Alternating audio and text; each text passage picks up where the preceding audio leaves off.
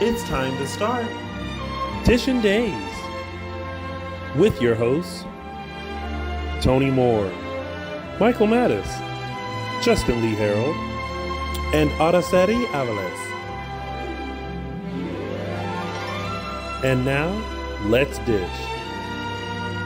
Why, hello, everybody. Happy Sunday, happy Easter, and happy Transgender Visibility Day. Welcome to Dishin Days, where we're about to serve up a full dish of this week's episodes of Peacock's exclusive #1 award-winning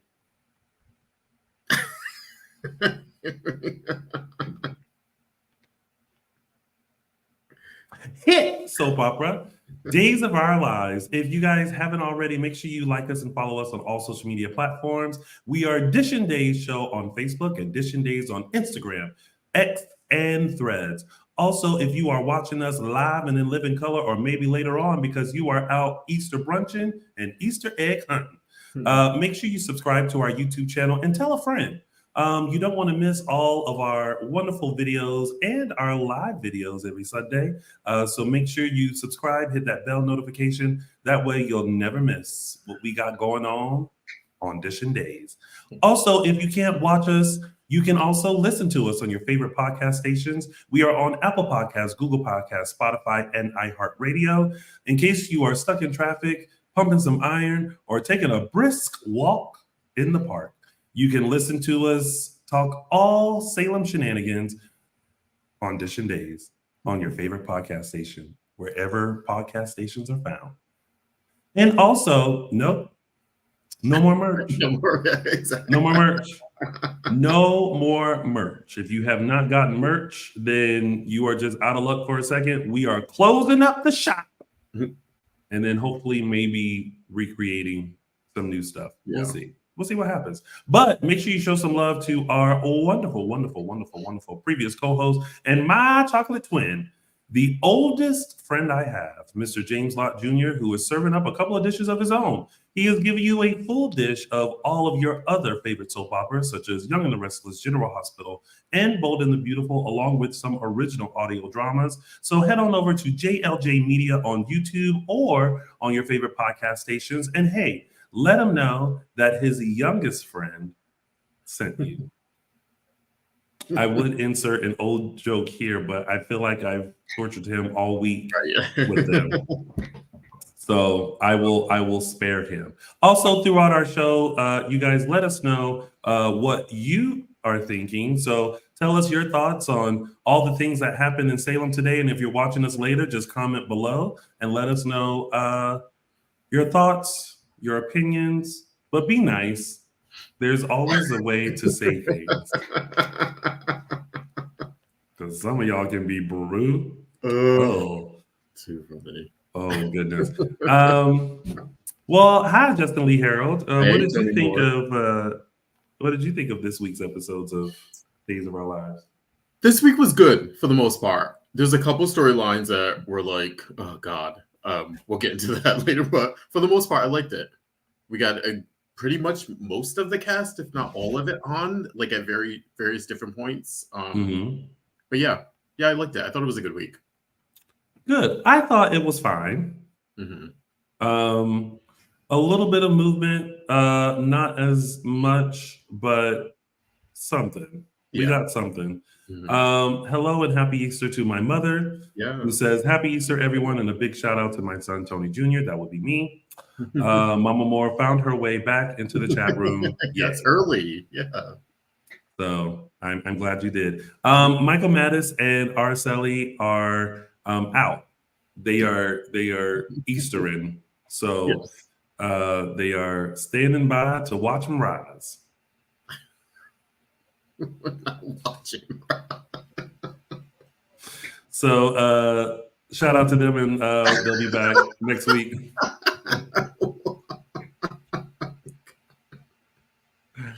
Today's going to be a fun day. Yes.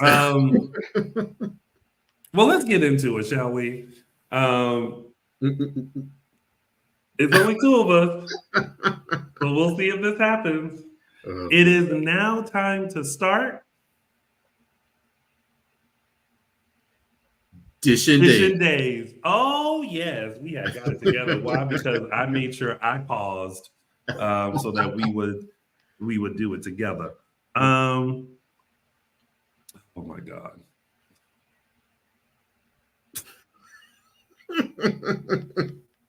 I need to stop looking at comments. Yes. Really? We got to do that. What Dishin Days, not after dark or behind the scenes or something. We need to figure out a way to like tape ourselves or incorporate some clips, just because. Yeah, some things happen off screen as well as before the show starts that are just that we bring into the show, and okay. I'm okay. I don't want to get on a soapbox. Literally, we have time today. We have time. We have a little to do it. Yeah, we have a little time today. So at the top of the show, I said Happy Easter and Happy Transgender Visibility Day, right? Mm-hmm. Because both are today and both can exist. Mm-hmm. And this morning, I was scrolling through Instagram and everyone has something to say about the fact that Transgender Visibility Day is the same day as Easter. So I just want to leave this little Easter egg for people, just a little bit. Transgender Visibility Day was started in 2009. It's always been on March 31st. We all know that Easter falls whenever Easter is supposed to fall, right? It just so happens that this year it falls on Easter. It's no disrespect to anyone who identifies as Christian.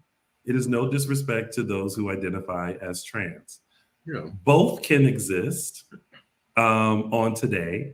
You can wish any and everyone a happy Easter, and you can wish your fellow trans friends, family, confidants a happy Trans Visibility Day.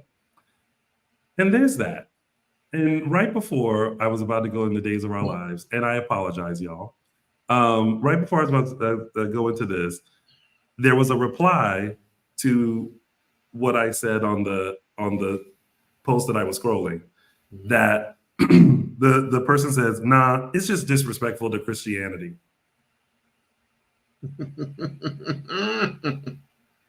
You know what I wish? I wish that you remember the man that would excuse me.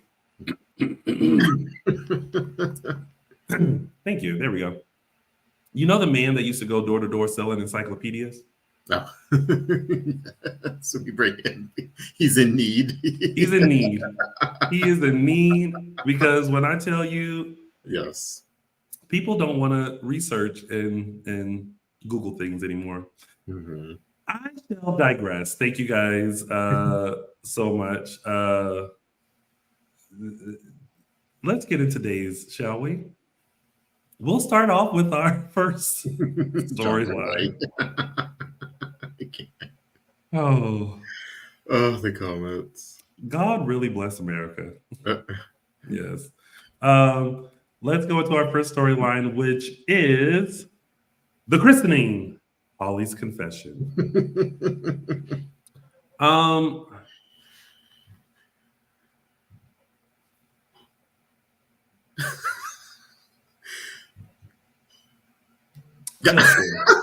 I was going to say first off, the christening that we've been talking about for 8 weeks now came and went in a 20-minute span of one episode. That, no, the christening and the party came and went in 20 minutes. I was like, okay, we're going too far now with the I don't know. We've had an off-camera conversation about plot and stuff like that, but this is like extreme and extreme. You know what I mean? Like I want to meet someplace in the middle where we're getting characters interacting, but we're also like moving stuff along. But this was like way too quick. It went by way too quick. The party was over. I was like, I don't know. I was looking forward to the party because I feel like those those are now the only scenes where we get a bunch of characters together interacting, and I really do enjoy that. So I think when it ends abruptly or it's cut short, it's like it's a little jarring sometimes. I had so many thoughts. Mm-hmm. Number one, with the history of Eric and Nicole and Jude, Mm-hmm. how is it that she ended up planning this reception? One, at the DeMera Mansion. Oh yeah, of course. And not at the Brady pub. Exactly. Yeah, exactly. But two, just it kind of went against the Brady family tradition of having the reception at the Brady pub. So there's a part of me that was like, you can't have Nicole do something nice, but also be disrespectful towards the family. You know what I mean? None of it made any sense. Like, No. first, I feel like the excuse Eric was giving made sense for maybe like her to be there. Of like, Yeah. oh, Holly, EJ, and Holly, Nicole, and EJ are going to come. It's a nice gesture. We want to make peace between the family, so I'm inviting them to the christening. Like, that made sense. The idea of like, we have to let Nicole plan this because she really wants to. And it's just like, and I have to say, I've been down on Marlena the past few weeks about her interactions with Eric. I feel like she's like, she babies him way too much. Mm-hmm. It also is like, weirdly has like an issue with Sloan, or like there's weirdly tension there. But I have to say, I actually really liked this week where I felt like Marlena was finally the voice of reason to Eric to be like, hold up, wait, Nicole's planning this, and she's doing it at the DeMera Mansion. And what did your wife say? Is your wife okay with this? And I felt like she was the only person to really, really say that to him outside of Sloan. To really give like a perspective of like, yeah, what the hell are you doing? Yeah, like what is and then to have all those Bradys who Stefano has tortured for years celebrating a Brady, like, and the thing is, Eric nor Sloan has any ties to the DeMeras. I know. And also, nothing like the fact that it went by so quick. I was like, "Oh, well, what was all that for then?" They could have just had Nicole, Holly, and EJ at the Brady pub celebrating with them, and everything that happened at the Brady pub would have happened there, except for the John Stefano thing. Like, other than that, everything else would have happened there. But I even think there could have been a way that EJ's presence could have triggered that. At least just triggered like a Stefano comment. You know? So I don't, because I thought something, I was like, there has to be a reason why it's at the DeMera Mansion. There has to be a reason why it's set there, like something is going to happen. And then I was just like, everything that happened literally could have just happened at the pub. And that's why I combined those two in the outline, because I was like, they were like, it seemed like, oh, did we just do all this to get Holly like alone? Like, I don't know, it was like engineered all for this like Holly confession that kind of came out at the end, but it was the christening stuff was like a byproduct of that, and it was like, whoa, like, it was, I don't know, I didn't get it. I like to assume there was something bigger planned, but the execution was just like, oh, okay, we could have done this honestly, quite as kept, you could have the reception at Sloan and Eric's apartment. There weren't that many people there that And I also kind of wish that what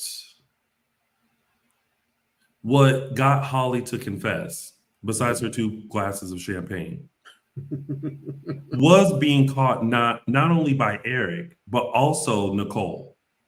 Yeah. Like I kind of wish that Eric shot her a look, and then when that happened, like Nicole noticed the same thing to make her go, That's how I kind of thought it was going to, like, I thought he was going to be tied into her confession a little bit more than I'll keep your secret. And then, I don't know, it was, or it would have made sense if, like, Holly was, like, emotional about the christening, and that maybe stirred up emotion of like, what am I doing? What kind of person am I? Like, if she was sitting in there in the church being like feeling guilty, like that, we would have even understood. But I don't know. It didn't. It just didn't like hit as it should have.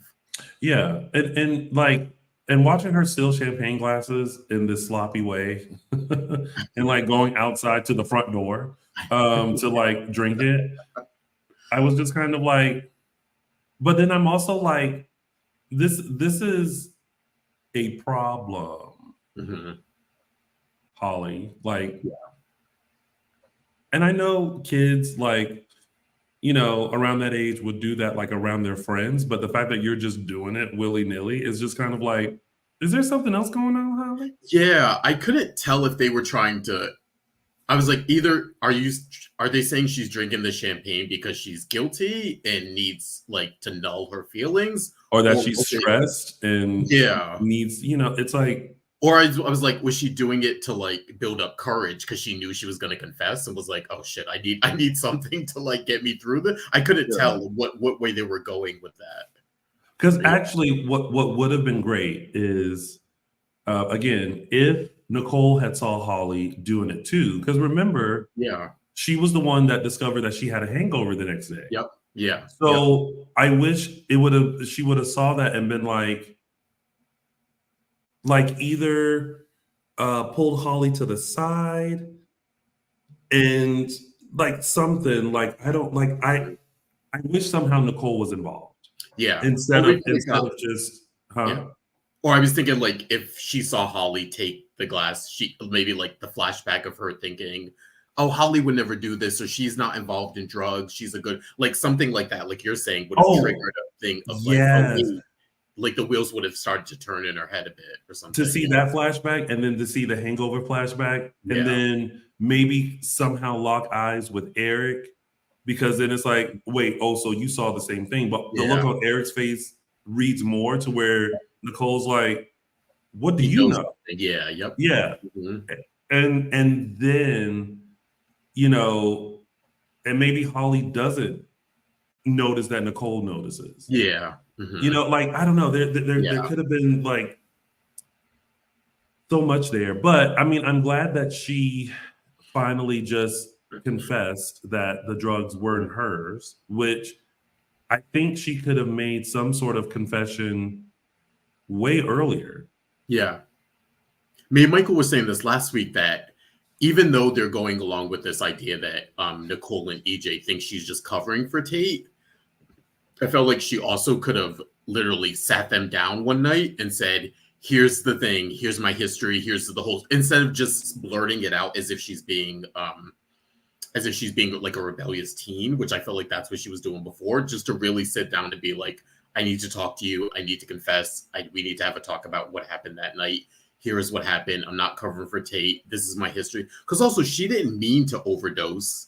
And I think they also made it a point to say that it wasn't, she overdosed because the drugs were laced with something. So that's not even something that she was you know what I mean? She wasn't really experimenting with harder drugs. She was taking the, I don't know if it was supposed to be like Ritalin or whatever it was, like an upper, just to like give her a little bit of a buzz. It wasn't portrayed as she wanted to, you know, do something to end her life or do something serious like that. So I felt like that should have been the confession and the talk, but yeah, it was just all very interesting. And then it just goes back to like poor Tate. Like, Tate is just in this halfway house, like doing all this stuff that he necessarily doesn't need to do because he's actually a good kid. He just made some wrong decisions, which is basically protecting her. And it's funny how, you know, he did mention this. He's like basically trying to protect her and she's not doing the same. She's not trying to protect him. She's looking out for her. Yeah. I completely cringed when they were on the phone, when she pretended to be Theresa to get him on the phone, which was like, okay, good idea. I don't know why. Sneaky teenager, you didn't think of this earlier, but okay. Right. I was like, okay, whatever.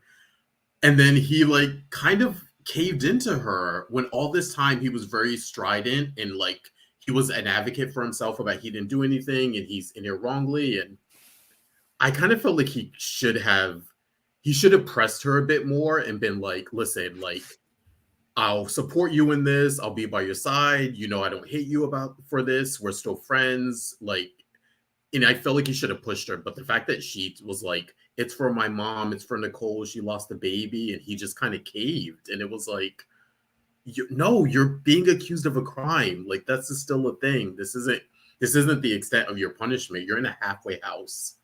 Like, this is crazy. And you have no reason to be. If anything, Holly needs to be. Really? I mean, yeah, exactly. It's like, I don't know. I feel like that should have been the course that he was suggesting, as opposed to like, okay, you don't have to tell her. I was like, what? No, she needs to tell her. Yeah. Or of like, hey, I'll get my parents involved. I'll have my parents go over there with you to support you. Like something like that would have been more helpful, but not him caving. Switching gears to the fact that no one still knows that Jude is actually Eric and Nicole's baby that did not die, and not the adopted baby of Eric and Sloan. I just keep thinking, as time moves on, and the more and more Nicole doesn't know the truth, Nicole and Eric don't know the truth, the more and more I feel like Sloan better run. Yeah, I know it's getting worse because it was a few months ago where I thought it was going to be confessed, and I was like, at this point, we're at a punch. Yeah, we're no longer at the soap slap. We're at a punch. Yeah. Now I'm kind of starting to think we're getting into like the lunging for the neck to choke. Yep. Sort of territory. And if it keeps going, we will have to probably add to the list of people who have been buried alive and add Sloan to that list, because that's what Nicole will do. Yeah. At this point. And I also thought too about like EJ's part in it, because he still thinks, depends on how this confession comes out, because then it's if both, because it's just really like two confessions. There's the confession that Jude is Nicole's baby, but also the confession is that it's not EJ isn't the father. So it's one of those things of like, do both come out at the same time, or does Nicole get the baby and then her and EJ think we got our baby back? But also EJ's like revenge of like, you know, him thinking she, you know, not that Sloan of course didn't do anything, but also like retaliation against her of like, you let me mourn this baby and you knew the truth, kind of a thing. So we all see the wrath of EJ. He's ready to call the police or lock people up at the drop of a dime. He almost wanted to lock Leo up for interrupting the christening. How about I call the police? How about you just stand there and shut up? I know, right? How about that, EJ? I know, it's like of all people to like jump in. I was like, well, I guess he's the DA, and that was the thing of like, I'll call the police. But I was like, you are off the clock, babe. Like you are EJ Demira, not DA EJ Demira, not District Attorney EJ Demira, not Police Patrol EJ. You are just simply EJ Demira at this christening. Be that. How do you feel about Leo in this situation? I think one thing I wish Leo would stop doing is extorting Sloan. Yeah, that's the only part I don't like about it. Yeah, I think at some point, if you really are feeling some sort of way, just be like, you know what? Fine, I'll keep the secret, whatever. I just, at the end of the day, I don't want any part of this anymore. Yeah, it's already like eating me up inside. Nope. Thank you, but no thank you. Yeah, he's going back and forth, and it's like, well, how much money is she really giving you? Like, if it's bothering you that much, like, you can confess, but the money is I'm like, real, like, what, she's throwing you a few $100 Like, really? Like, you know what I mean? Like, how much is she Yeah. keeping it? Like, she has him on an allowance. He still works at the paper. We see that he's getting like more of a prominent role. So it's not, he's not destitute. He's not completely broke. So like the extorting part, I kind of feels like, I don't know. It just feels like tacked on at this point. It just feels like it has to be done because we have to keep him quiet. Yeah. I also thought, which was weird, I thought they were going to go in this direction where it was Melinda at the end, Sloan and Leo, where they were like, we're in this together. You need to keep your mouth shut. I thought that's when she was going to say, I'm done paying you. I thought it was going to be one of those, like, you're in this deep enough where you're just as much at fault as we are. So the money's going to stop. That's where I thought they were going with it. But I'm like, yeah. how can he still extort you? He's just as I mean, if you're gonna share a jail cell, he's gonna be right there with you. Yeah, and on top of that, the added charge of extortion. Yeah, exactly. Yeah, so that's what I thought Melinda was gonna use to like get Sloan out of that portion of it. But yeah, like there does need to be that point where Melinda and Sloan look at him and go, "Need I remind you that da da da da da da da da da da da." Yep. And kind of it's the power reversal that I feel like Days usually does. Like at some point, someone is in control, and then it goes now. Well, actually, we just saw that this week, and I'll get to that. We'll put a pin in that. I'll tell you when I noticed it, but I'm sure everyone else noticed it too. But yeah, at least I think that was this week. We'll see. But yeah, I don't know. I think it's just kind of like, all right, we need to move some stuff along. Yeah. And the funny thing is, I like Leo with Sloan. I just wish it wasn't this antagonizing relationship. I actually would like it better if he sort of like became a Melinda where they became friends. I could see that happening, or I think I would enjoy their scenes a little bit more, even if they are talking about the baby. I feel like now it's way too antagonistic just to be weird. And then he's always like dropping these little hints to Eric. And I'm like, is Eric not picking up on this? Or is he just brushing it off as Leo's weird? But then he also is like, Eric is endearing himself, or Leo is endearing himself to Eric more and more. So there's like this weird dichotomy there with them. I don't know. I don't like the extortion part of it. I like Leo in the mix of this. But yeah. Yeah, it's weird. Well, listen, we'll see what happens next week, because now we have Holly confessing. So at least that's one thing that's being confessed next week. Yeah, we'll see if they believe her, I guess. Possibly. I hope so. Maybe they will. I hope so. And when it panned to Brady's face. Yeah.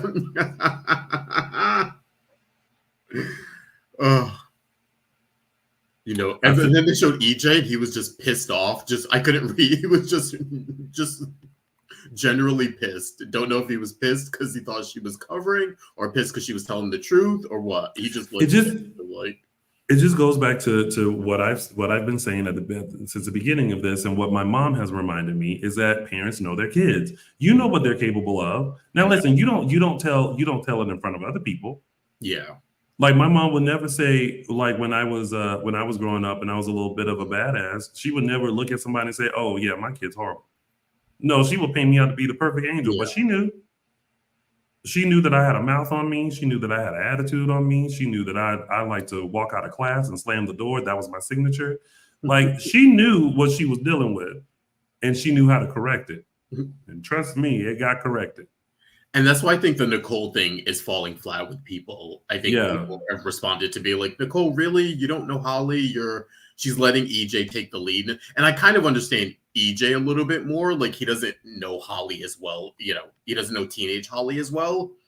And in the past, Holly wasn't born when he was with Nicole. So like, I understand that relationship of like either wanting to stick up for her, which is admirable, or just the fact that we're a family now and we just lost a baby. Like, we have all this turmoil. Like, I'm going to be the husband and the support system here. That makes sense. But the Nicole part of it just is always a little off. It's like, do you know your daughter? Like, she knows. She just doesn't want to believe. Yeah. All right. Well, we'll see how that unfolds. But next up, we have John and Ink yet again. This is okay. I'm gonna say it. This didn't make sense.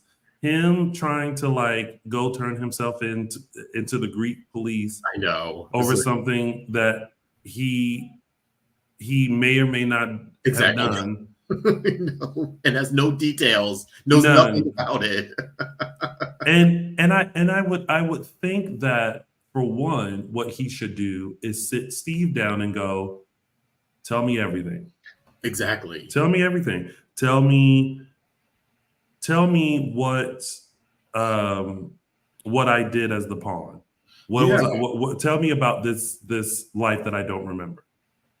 And then realize that it was not you who did it. You were under someone else's control. I was waiting for that. I was waiting. And they were all together. And it was like, okay, now's the time for like us to get a little backstory here. They're giving us little nuggets here and there that are so vague. Yeah. It's like John and Steve are in Greece somewhere.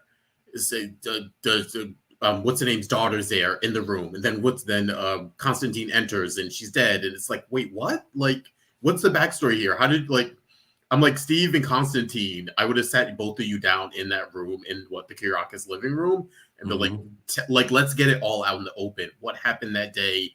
What happened that led up to this? And it was weird how it was just, yeah, I think I killed her. I think you killed her. Okay, I'm gonna turn myself in. And I have no knowledge of the crime. Like, what's he gonna say? Like, call Steve? I don't know. Like, and even Steve doesn't know. I know. Like, I think I killed a woman 30-something years ago. Okay. Yeah, I have no memory of it, but this is what I was told. I have no memory. And no one was in the room except me and this dead woman. Right. Like, are you serious? Oh, God. Mysterio. I will have you know that I am never trying to be funny. I actually just am. But John turning himself into the Greek police, just him saying Greek police is funny. I know, right? But you know what, y'all? I got time today. Today is one of them days. I got time today, y'all. And my mama's in the room, so I ain't gonna shy away today. Trying to be fun. When have I ever tried to be fun?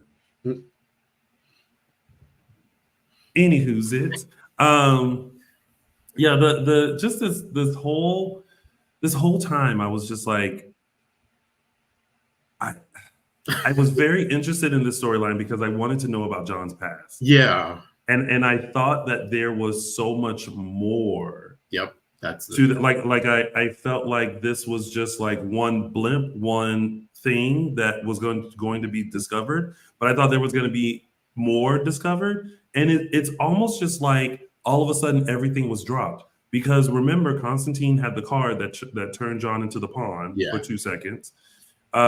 Him recognizing John and Pat.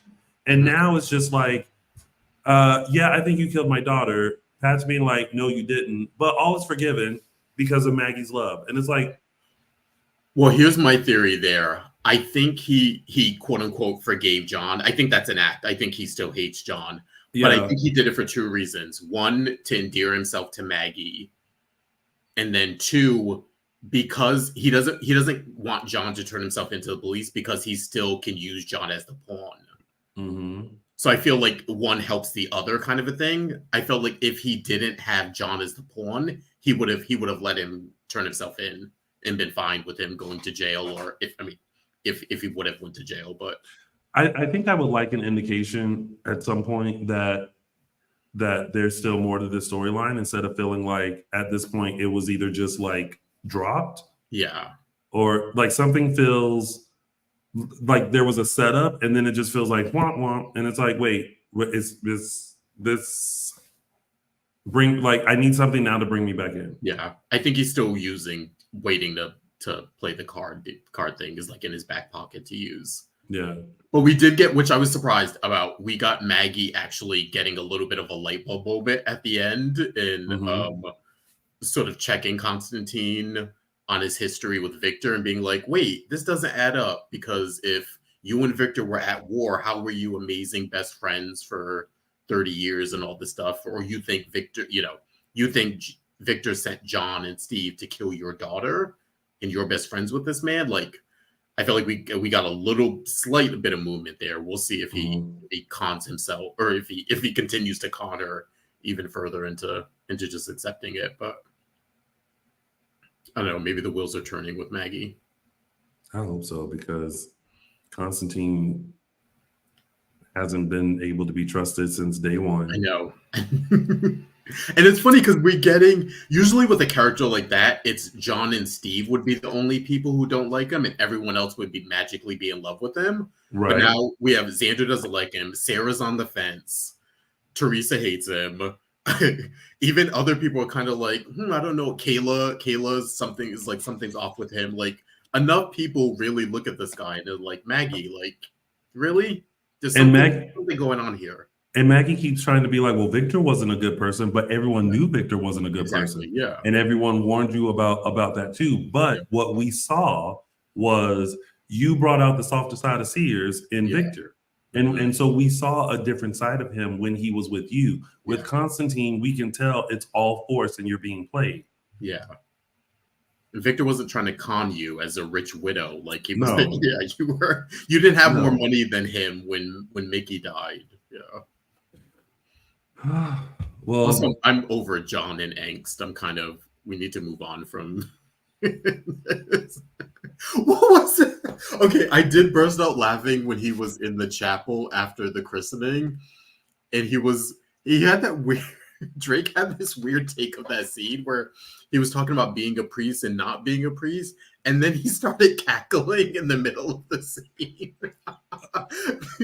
I was like, that's a really weird take on it. I don't know. It was chat room, let me know if you caught that. It was a very weird thing. He was like, when I was a priest and then I wasn't a priest, and then he just started laughing. I missed it. Yeah, it was a weird thing. Missed it. I mean, I guess he was trying to show him just being in distress and everything, but it was a weird I was like, oh, y'all could have used a different take. Well, y'all send me the clip. Yes. So that I can see it. Someone said AAJR72 said, let Doc hypnotize John so he can remember he didn't shoot Katharina. But they've already tried that years ago, and it didn't help. So well, John, just get somewhere and sit down, honey. I think that's what we all agree about. All right. Well, honey, we are trucking right along because it's just the two of us. Just the two of us. We will make it because we try. Just the two of us. Just the two of us. Well, there's not two of us in this next storyline. We've got Salem's version of Bob, Carol, Ted, and Alice. What you mean by that? Okay, there's this old I don't know if it's a Woody Allen movie called Bob, Carol, Ted, and Alice. It's about these two couples who get together, possibly swing. It's like a whole thing of So it was the four of them together. I was like,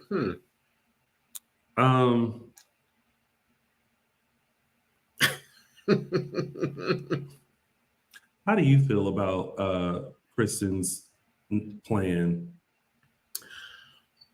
I wish it was a little bit more real in the sense of her and Alex spending more time together. I feel like they've teased this weeks ago and then nothing ever happened to it. That time you ran into her in Hortontown Square. Then they had that conversation about her possibly working for Titan, and then that sort of got dropped. And now we're going to pretend to be together to make them jealous, which honestly, it took them 5 minutes to get jealous. I wish it was a little bit more real, and maybe that's where they're going to go. That Kristen and Alex are real? Or that they maybe actually start to develop feelings, but just the idea of them doing it to make Brady and Theresa jealous, and they are jealous already. It was okay, mission accomplished already. Yeah. Let me ask you this. Seeing Alex and Kristen together, and I know that we had Eric Martzoff last week, which, by the way, if you guys didn't see that episode, go back to our episode, not last week, but 2 weeks ago. Go back and check out that episode. Now I know when Eric was here, he was saying that if he could choose, Kristen and Brady would be the end game.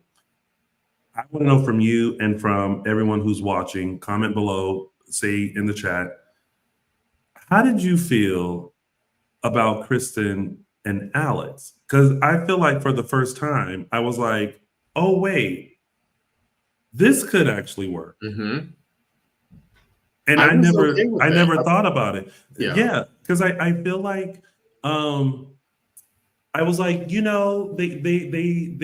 mean, Kristen is a little more, has a bit more of a rap sheet than, but not even, and I'm not even saying as like a long-term thing. Yeah. Just, when you need to get over someone. Yeah. Yep. Exactly. Like even if it's just that, just them to be like, all right, like, we need fun, and we can be two fun people. Yep. Part of me was thinking like just someone other than Brady. Give her someone other than Brady for a little while. Just something different. Yeah. Because the problem that I have is that they just keep having Kristen so fixated and concentrating on Brady. And I would like for her to have a reset. I would like for her to have a moment where even he's surprised that she's not so concerned about him, and more so, and not using Rachel like, okay, yeah, sure, if you want to see Rachel, great, we'll set it up, and there's no, and then it's like, all right, Rachel, you're off with your dad. And every time that happens, I feel like I want Brady to go, because so now there's nothing else. Yeah, we're back to square one with them, where I feel like if the scenario you're describing, where it lets us maybe have Brady get a little jealous or have Brady see her in a different light, but now it's like, okay, well, why would you be jealous? Like, good, she's off with Alex, she's out of your hair, this is what you want, but deep down, you won't want to admit to yourself there's still something there. Or just to reset Kristen. Yeah.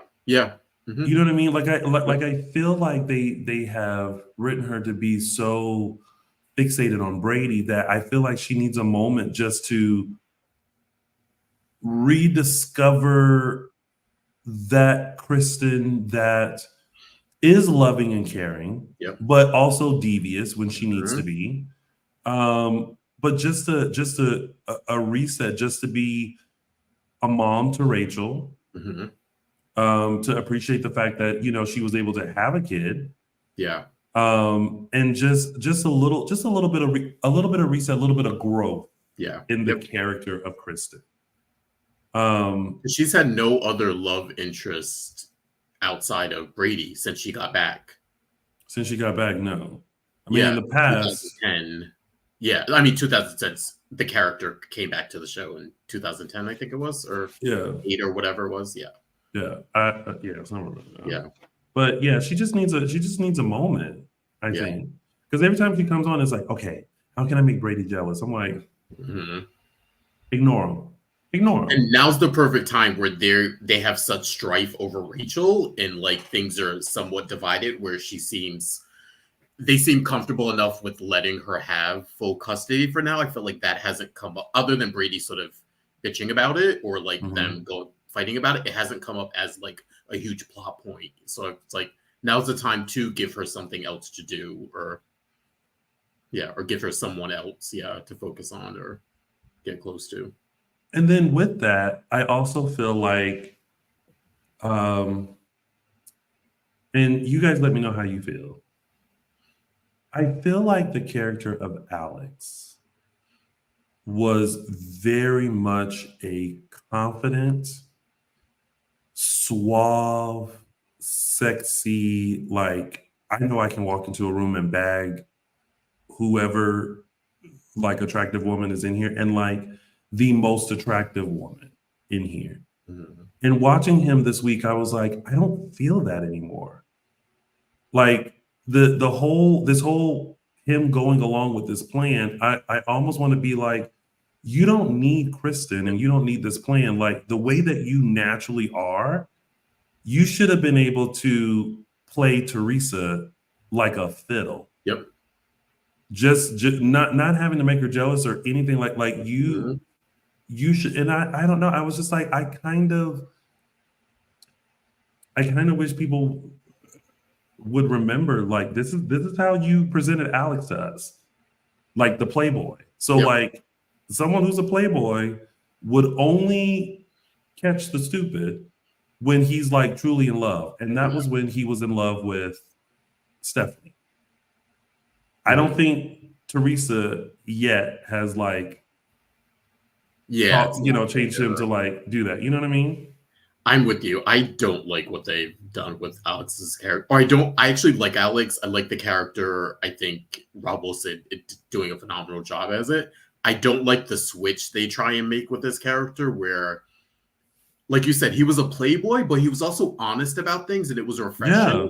And he was someone where he didn't, in my opinion, felt like he wasn't disrespecting women. He wasn't deceiving them. It was like, this is who I am. This is what I want. If you'd like to come over here, cool. This is what we can do. But he was never trying to trick women into sleeping with him by promising love or like that wasn't his thing. And I thought like, oh, that's really refreshing to have someone on the show who's young, attractive, knows what they can get away with and pull, and is not mean-spirited about it, and is 100% upfront and sex positive. And then they did this whole thing about he needs to change, and he goes to Marlena for counseling because he needs to change who he is as a person. It was like, no, he's fine as a person. He's completely fine as a person, as a character.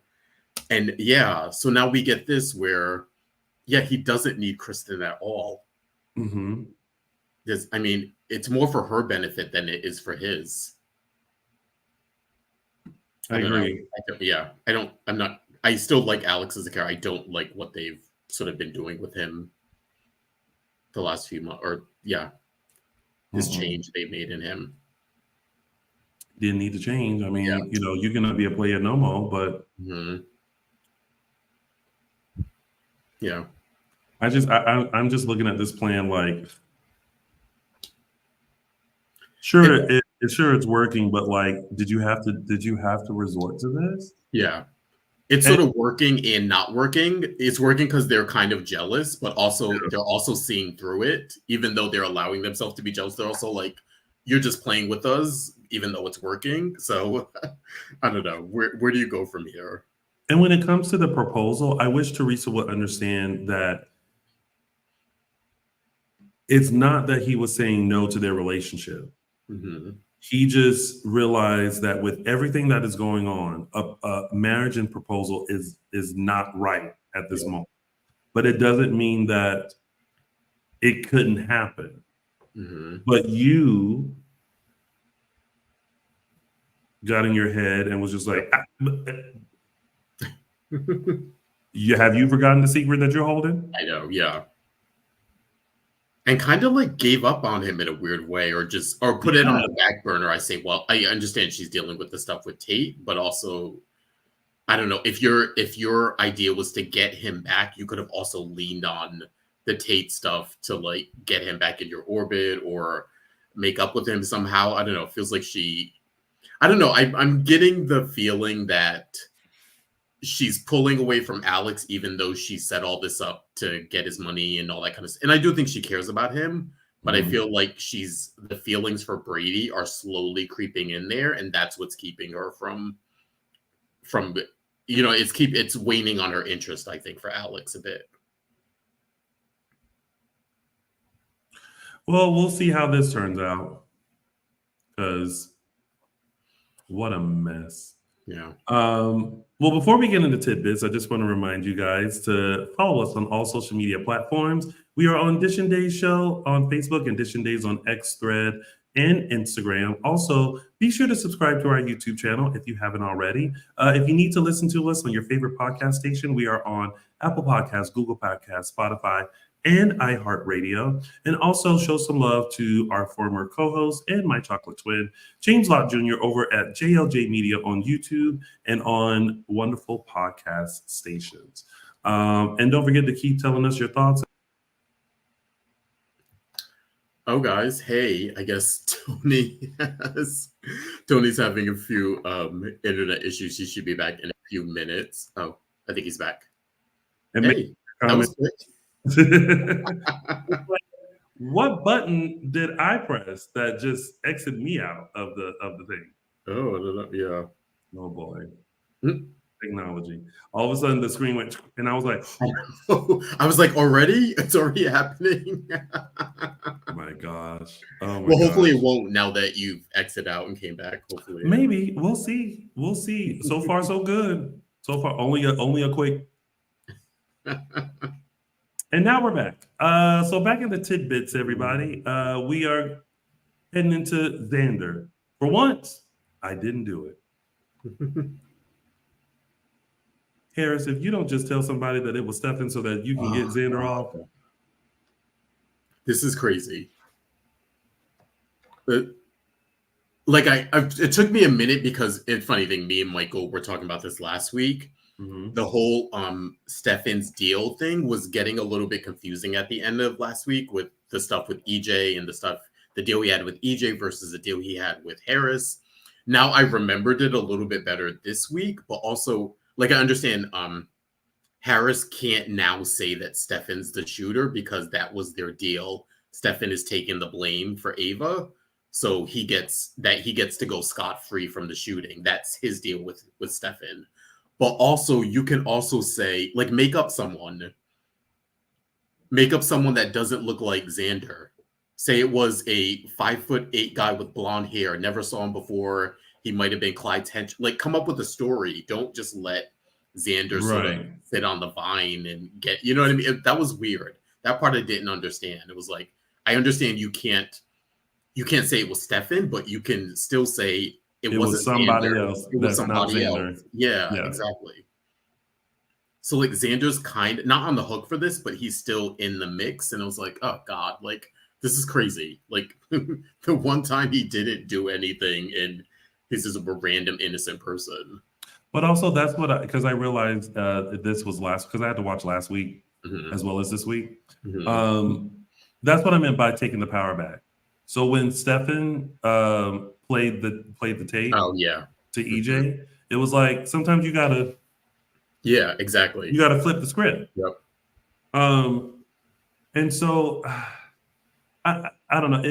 You're right. It all just got so messy. And if I were Stefan, I'd be pissed that you guys are so protective of Ava, but like you just gonna leave me out here to rot. Yeah. Yeah. Like she had a hand in it too. Yeah. In fact, she drugged me into it. Right. I don't. Yeah. I don't know. It's anyway. Let Xander get on with his life and stop hanging that over his head. Yeah, that was weird. It was like, Harris, come on, like you have no beef with Xander, so there's no reason for you to like keep him hanging here. Just make up a story. You're already lying as it is. Anywho, all right, let's move on to back to square one. We're talking about Wendy and Trip. Who else forgot about Wendy and Trip? I am so over. But God.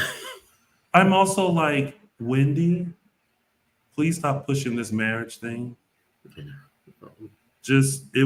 Y'all were on the brink of death. Y'all had a loss of oxygen. And so I was glad that Trip finally was just like, listen. Yeah. My love for you has grown, especially during this.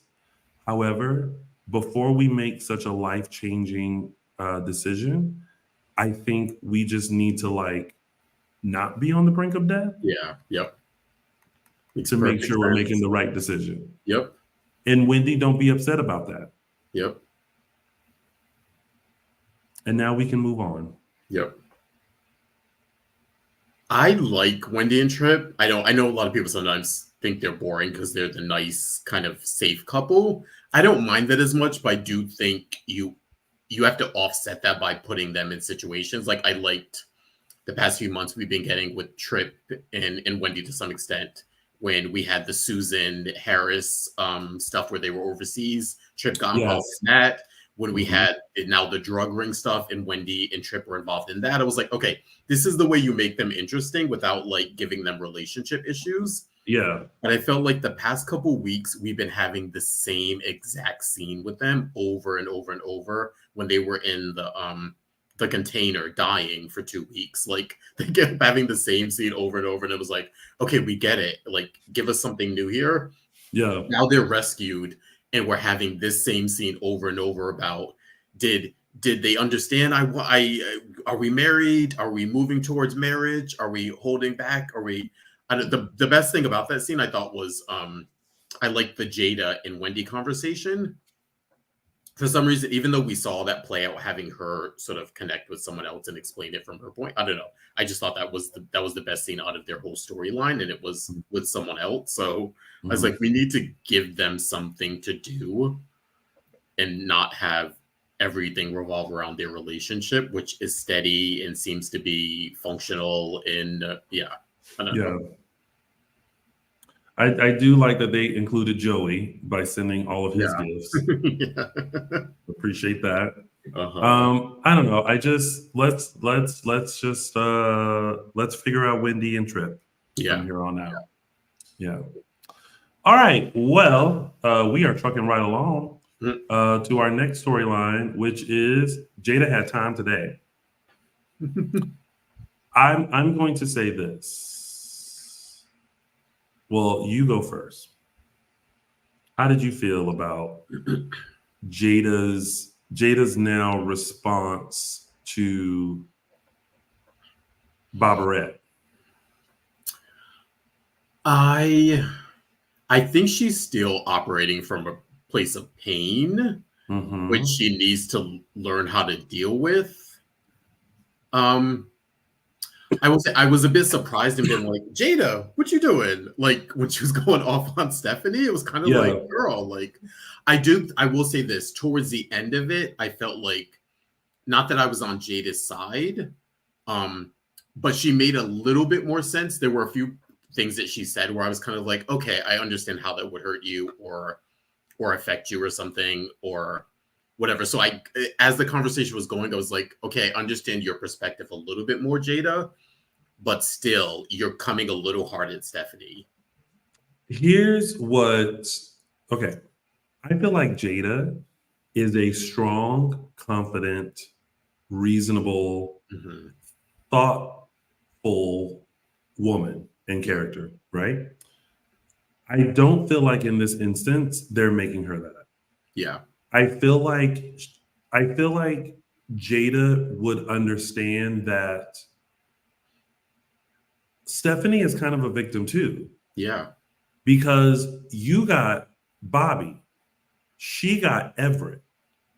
And somewhere in there, Bobby didn't know about Everett and Everett didn't know about Bobby. Which is what they're portraying it to be, right? I get that also, Jada's probably not believing anything that Boberett is saying. Yeah. However, be upset with Boberett because Stephanie literally did not know you existed. Stephanie didn't know anything about the marriage or anything like that. Yeah. She has to have a moment where she's realized I was dating a married man. And didn't know. So there's that. So I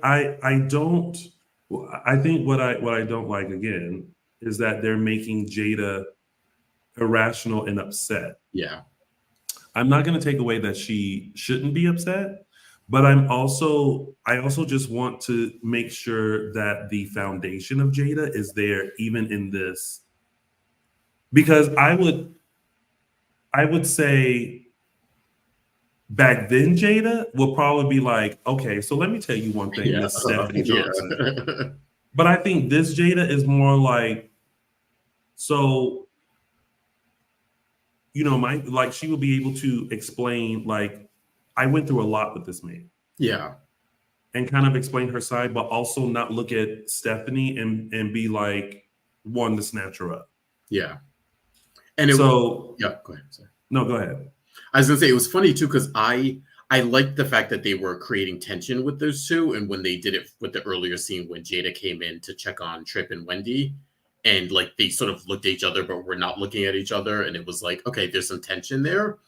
I thought when they met up later on, it was going to be one of those things of like, we were still going to see a tension, but not her going off on her. I thought it was going to be a bit like, hey, I don't know how to like navigate you. You maybe not don't know how to navigate me now. It's a weird situation. We're all trying to figure like that's where I thought the conversation was going.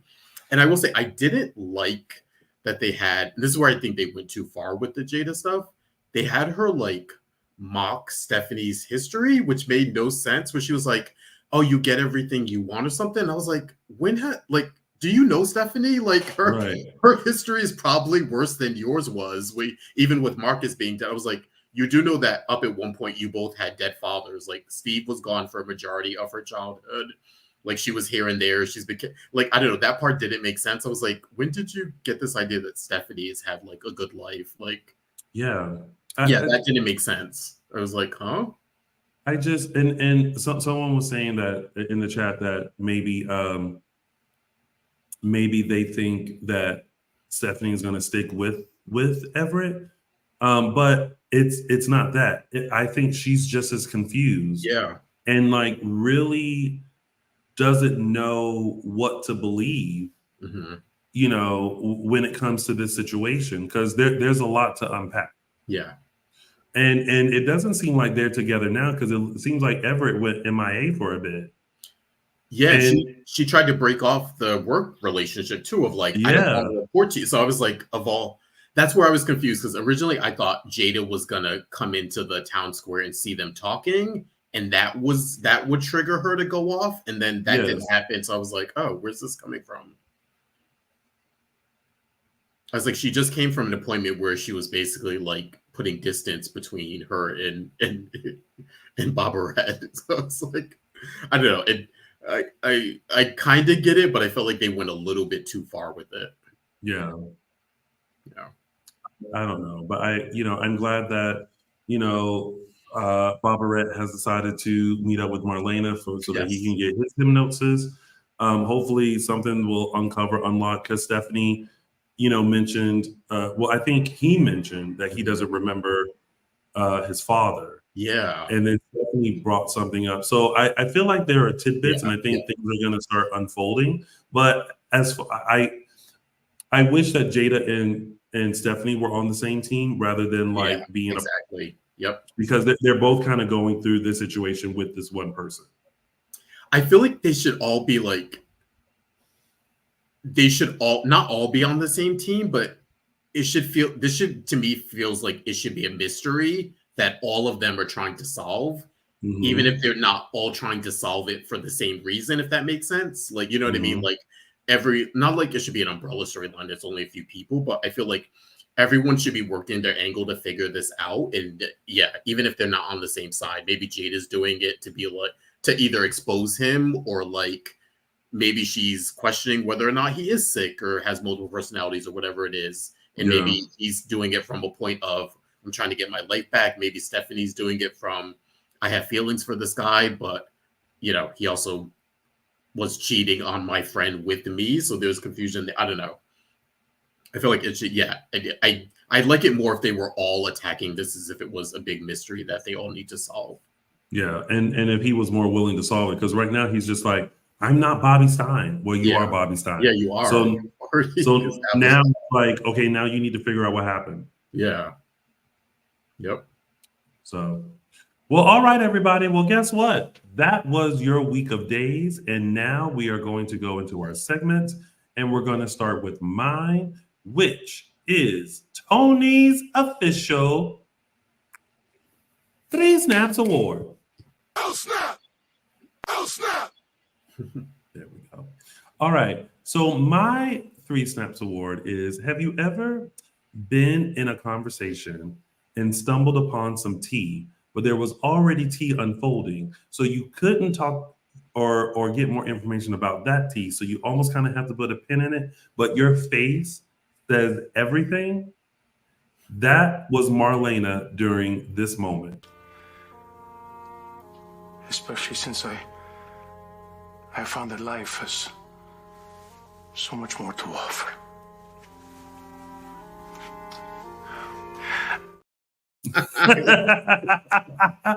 If you saw her eyes were like, wait, what?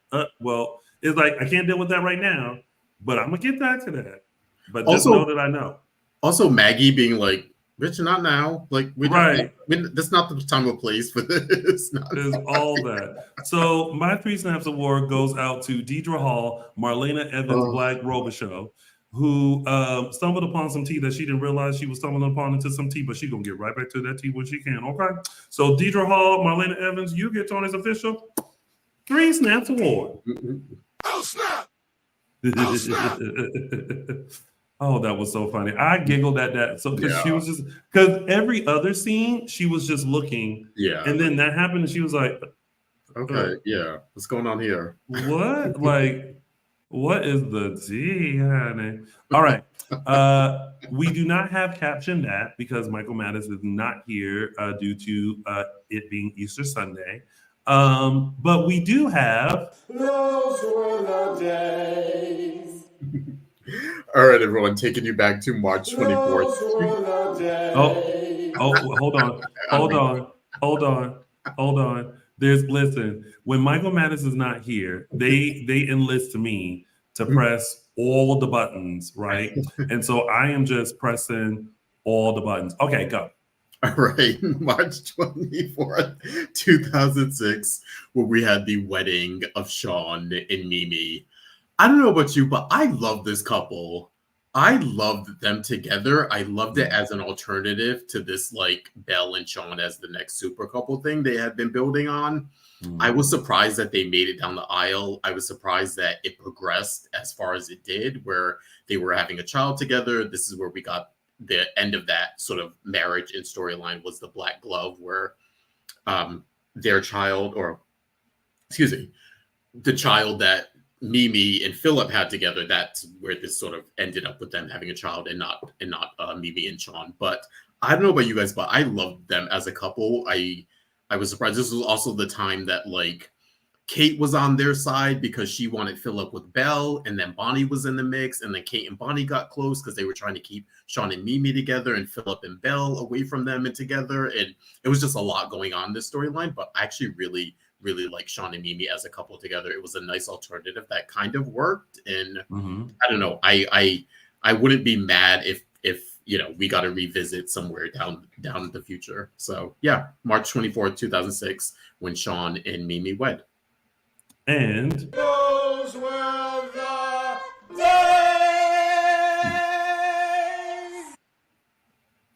And we don't have it to give because Araceli is out doing Easter Sunday things. So we just gonna move right along to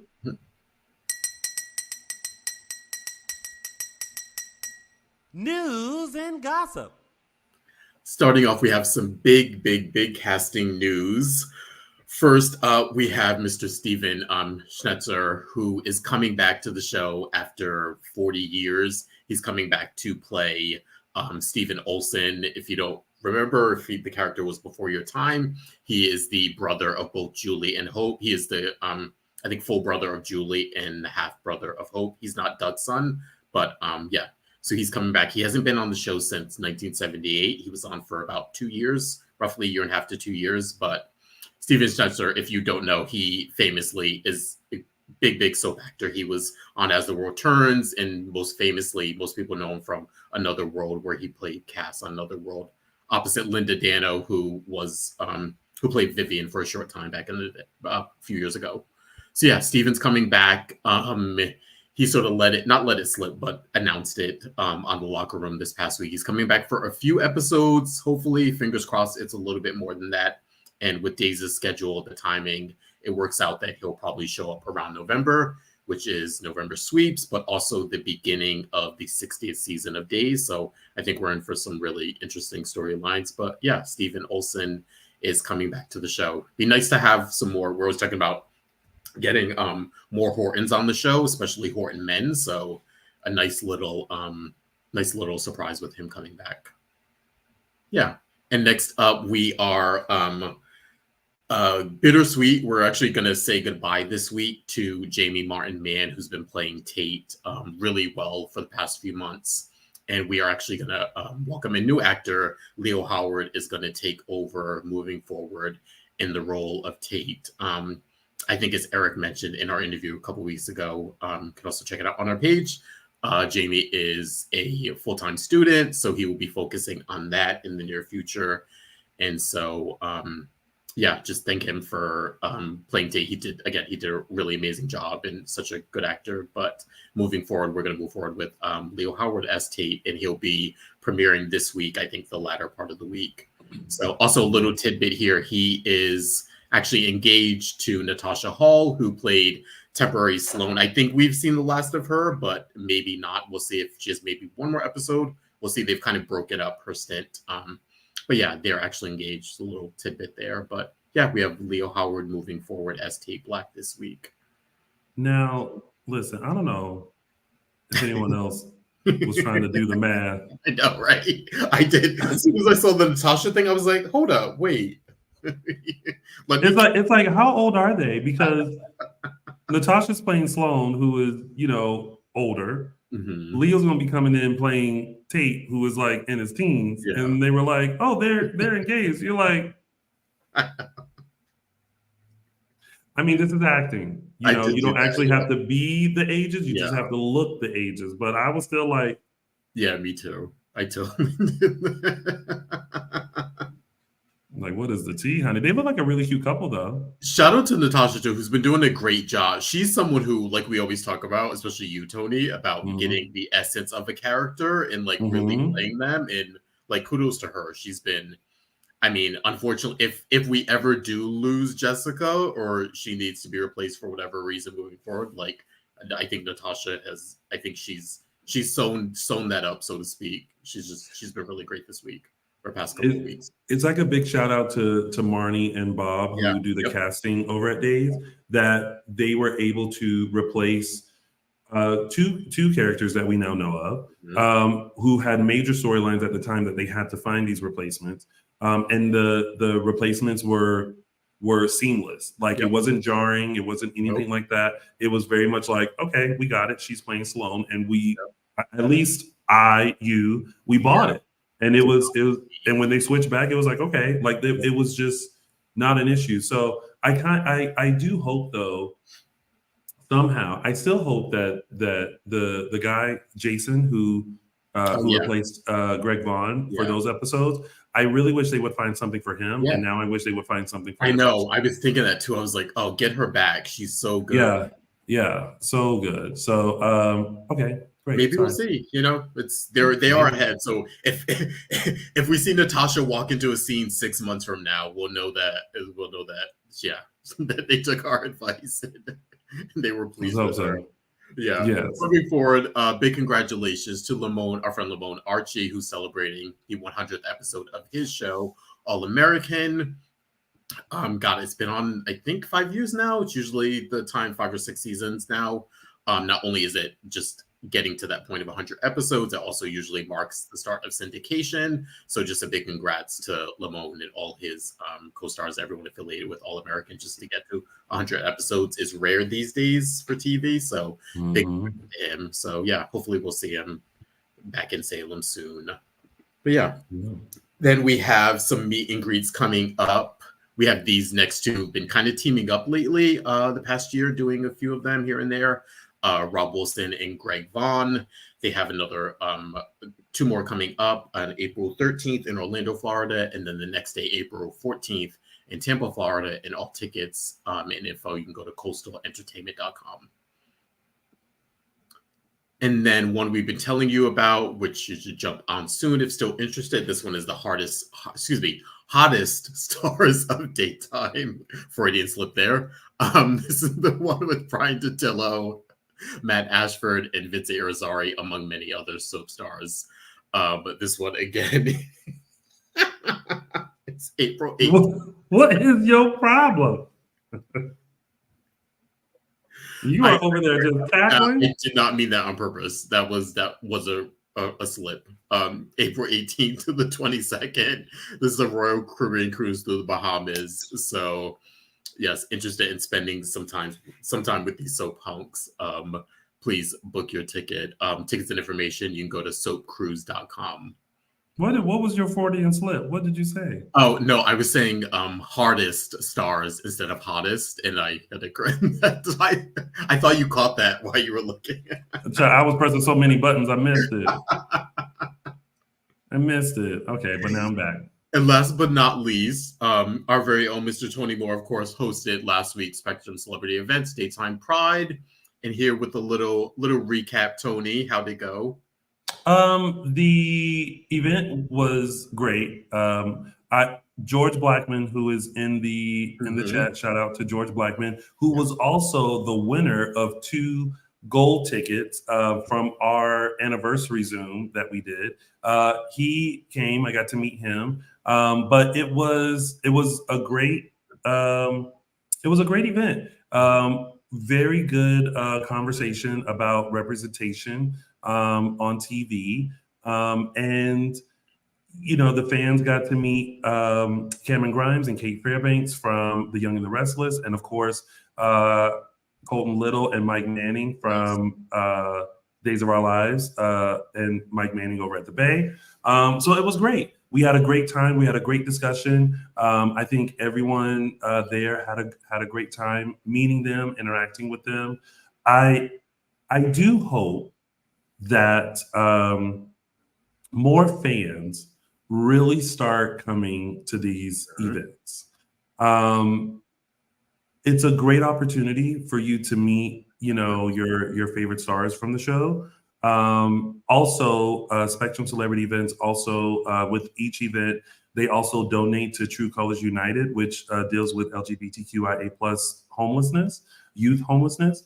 So not only are they giving back, but they're giving this opportunity.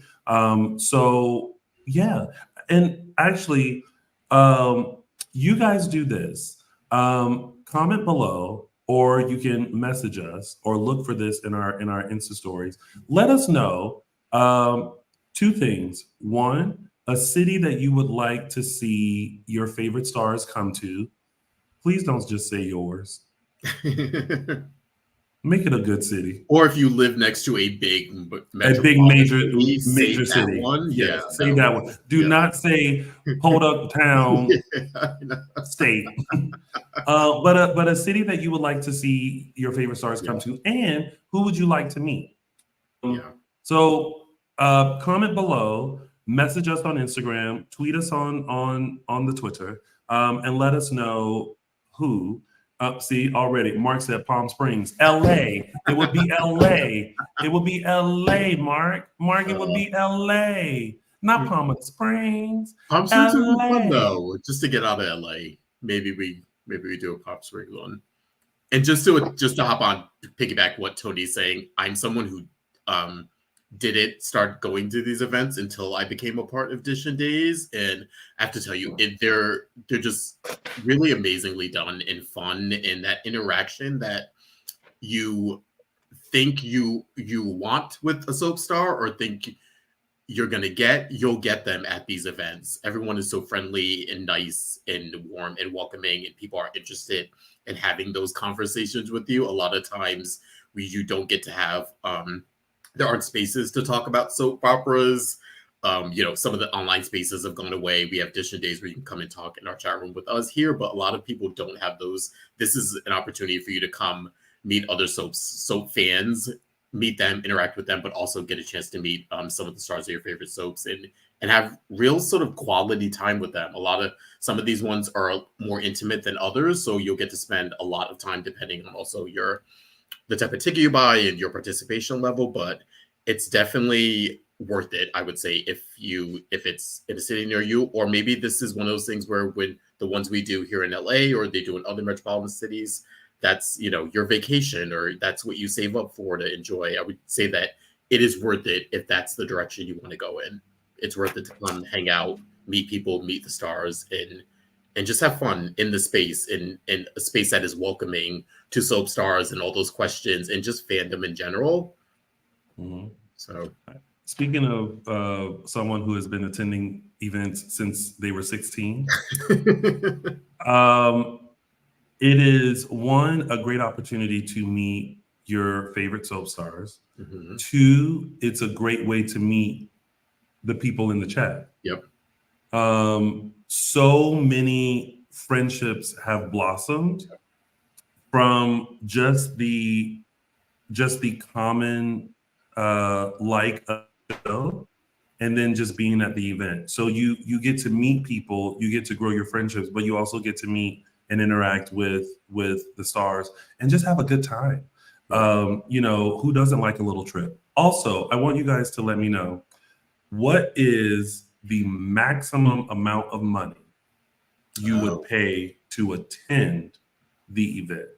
Like, what's the max? Like, you're like, and you can say, I would spend $400 or I would spend $1,000. But when we start getting the thousands, it's like, I would want to be a sponsor that allows me to attend everything. So let me know what your price point would be as well. Comment below, message us on Instagram, tweet us.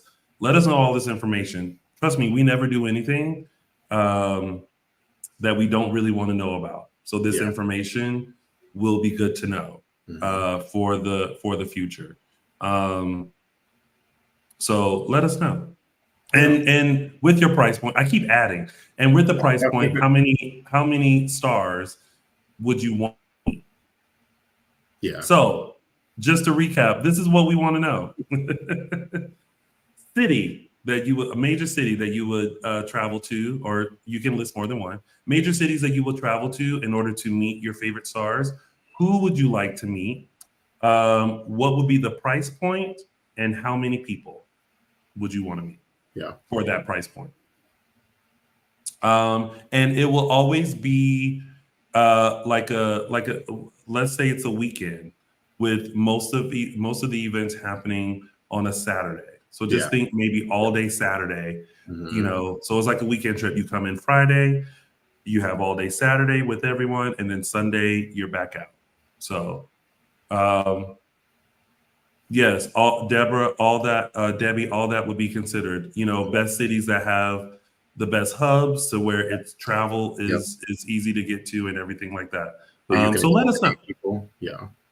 So let us know, because you know, if I'm being 100, when I started going to these events back in the day, there would be at least 100 fans, if not a little more, that attended the event that I went to back home in Greenville, South Carolina. And even some of the other cities that we went to, there will always be a great number of fans. And over the year, I don't know if the viewership has gone down to where people don't go to events, if it costs too much, if it's not a city that they can get to easily. I already know that the economy is very high. So, you know, back when I was growing up versus now is very different. So I don't know the factors that cause these decline in attendance kind of thing. And the decline in the events. So all that I'm curious to know about. So yeah, and I have been writing down the cities that you guys have listed. So yeah, just keep letting us know. This will be great information to know about. But yes, overall, the Spectrum Celebrity event was great. Yeah. All right. So now, ladies and gentlemen, it is now time to find out what's coming up this week on Peacock's exclusive #1 award-winning hit soap opera, Days of Our Lives. Here's a little preview. You're gonna help me bake. Days of Our Lives is your escape. The drugs that I OD'd on, they were mine. Family drama. You decided to lie about this for weeks. You're not going to see Holly. I'm not going to see Holly. Romance.